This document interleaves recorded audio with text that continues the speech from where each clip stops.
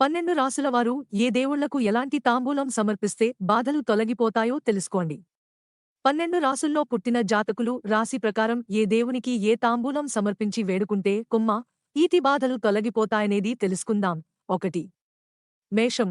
తాంబూలంలో మామిడి పండును ఉంచి మంగళవారంలో కుమారస్వామిని ప్రార్థిస్తే ఈతి బాధలుండవు. 2. వృషభం. తమలపాకులో మిరియాలు ఉంచి మంగళవారం పూట రాహువును స్తుతిస్తే కష్టాలుండవు, సుఖసంతోషాలు చేకూరుతాయి. 3. మిథునం. తమలపాకులో అరటిపండును ఉంచి బుధవారం ఇష్టదేవతా పూజ చేస్తే అనుకున్న కార్యాలు సిద్ధిస్తాయి. 4. కర్కాటకం. తమలపాకులో దానిమ్మను ఉంచి శుక్రవారం పూట కాళీమాతను ప్రార్థిస్తే కష్టాలు తీరిపోతాయి. 5. సింహం. తమలపాకులో అరటిపండును ఉంచి గురువారం ఇష్టదేవతా పూజను చేయాలి. 6.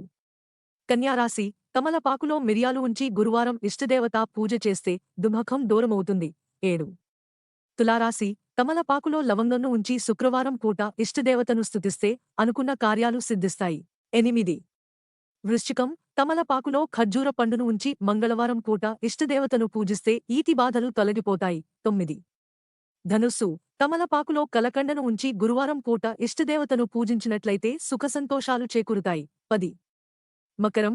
తమలపాకులో బెల్లంను ఉంచి శనివారాల్లో కాళీమాతను పూజిస్తే కష్టాలు తీరిపోతాయి. 11. కుంభం.